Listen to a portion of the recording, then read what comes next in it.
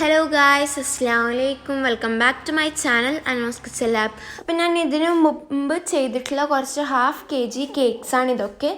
അപ്പോൾ ഒരുപാട് കൂട്ടുകാർ റിക്വസ്റ്റ് ചെയ്തിട്ടുണ്ടായിരുന്നു ഇതിൻ്റെ മെഷർമെൻറ്റ്സ് എങ്ങനെയാണ്, ഇത് എങ്ങനെ തയ്യാറാക്കിയെടുക്കാമെന്ന്.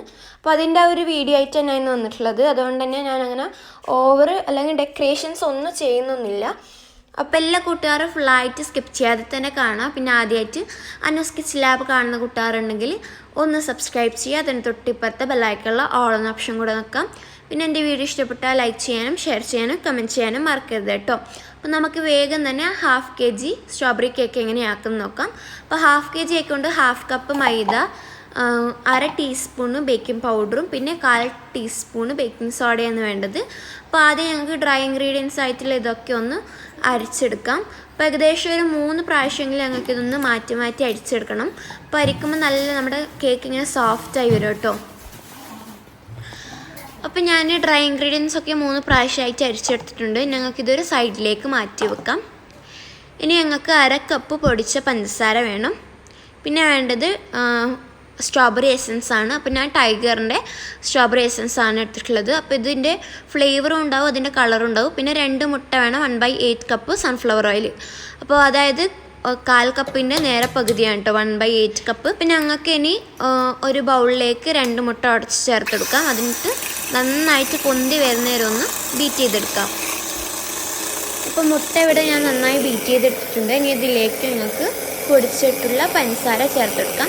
അപ്പോൾ കുറച്ചായിട്ട് ചേർത്തെടുക്കുക, കാരണം ഒന്നിച്ച് അങ്ങ് ഇട്ട് കൊടുക്കുന്ന സമയത്ത് നമ്മുടെ ഇപ്പോൾ പൊന്തിയിട്ടുള്ള മുട്ട അങ്ങനെ തന്നെ അമർന്നു പോകും. അപ്പോൾ അതുകൊണ്ട് കുറച്ചായിട്ട് ഞങ്ങൾക്ക് പഞ്ചസാര ചേർത്തെടുക്കാം.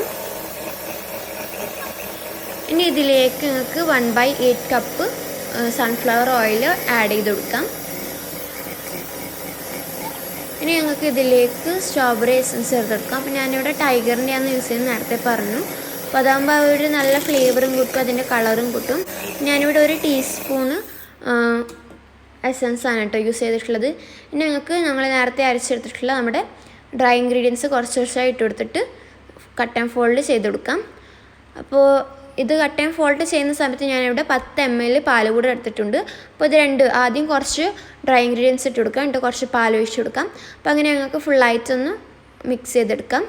അപ്പോൾ ഞാനിവിടെ ഫുള്ളായിട്ട് മിക്സ് ചെയ്തെടുത്തിട്ടുണ്ട്. ഞങ്ങൾക്കിതൊന്ന് നമ്മുടെ ബേക്കിംഗ് ടിന്നിലേക്ക് മാറ്റി കൊടുക്കാം. അപ്പോൾ ഞാനിവിടെ 1/2 കിലോൻ്റെ ബേക്കിംഗ് ടിൻ എടുത്തിട്ടുണ്ട്. അത് ഓയിൽ വെച്ച് ഗ്രീസ് ചെയ്തിട്ട് ബട്ടർ പേപ്പർ ഒട്ടിച്ച് വേണം കേട്ടോ. ഇനി ഇതിലേക്ക് ഞങ്ങൾക്ക് നമ്മുടെ ബാറ്റർ ഒഴിച്ച് കൊടുക്കാം. ബാറ്റർ ഒഴിച്ചതിന് ശേഷം നന്നായിട്ടൊന്ന് ടാപ്പ് ചെയ്ത് കൊടുക്കാം, കാരണം ഇതിൽ എയർ ബബിൾസ് ഒന്നും ഉണ്ടാകാൻ പാടില്ല. ഇനി 30 to 40 മിനിറ്റ്സ് വരെ ഒന്ന് ബേക്ക് ചെയ്തെടുക്കാം.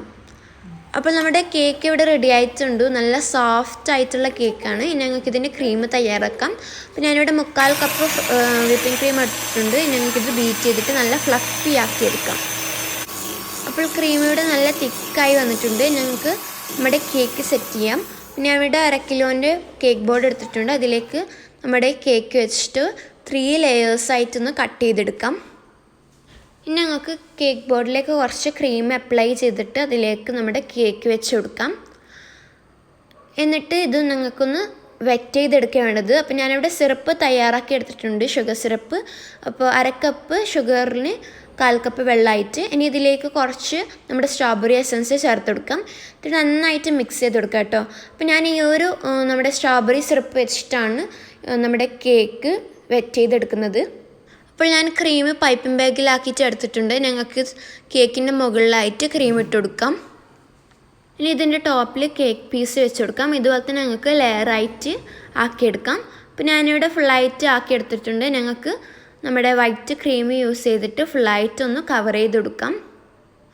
അപ്പോൾ ഞാൻ ഫുള്ളായിട്ട് കേക്ക് കവർ ചെയ്തെടുത്തിട്ടുണ്ട്. ഞങ്ങൾക്ക് ഇതൊന്ന് ജസ്റ്റ് ഫിനിഷ് ചെയ്തെടുക്കാം. അപ്പോൾ ഞാൻ ഓവർ ഡെക്കറേഷനൊന്നും ചെയ്യുന്നൊന്നുമില്ല. അപ്പോൾ നിങ്ങൾക്ക് ഇഷ്ടമുള്ള രീതിയിൽ നിങ്ങൾക്ക് ഡെക്കറേറ്റൊക്കെ ചെയ്യാം.